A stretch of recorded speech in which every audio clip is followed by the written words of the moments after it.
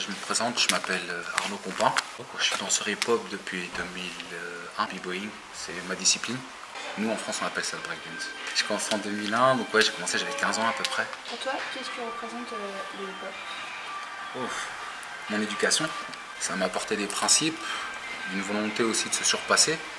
Pas simplement j'aime mes parents ou j'ai des autres, parce que finalement ça avait peu d'intérêt. Ça m'a amené aussi à m'ouvrir sur d'autres styles de musique, parce qu'on ne danse pas que sur du rap, on danse beaucoup sur de la soul, de la funk, funk latino, soul funk africain. C'est vraiment très vaste les courants musicaux. J'ai déjà dansé sur du Mozart, ça ne me dérange vraiment pas. C'est un art qui est purement urbain, pour moi, qui cherche toute la créativité dans notre environnement.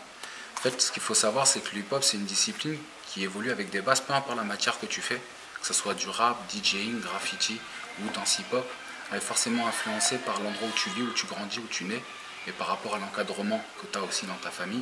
Et je trouve, ma foi, plutôt injuste, parce que on exploite aussi beaucoup de notre culture, on s'inspire beaucoup de notre culture et on ne nous laisse pas forcément les portes. Il n'y a pas beaucoup de choses qui ont évolué depuis 30 ou 40 ans. J'ai commencé à l'époque, c'était un truc, il y avait très peu de filles et justement le stéréotype c'était que c'était machiste. Notre culture hip-hop était machiste.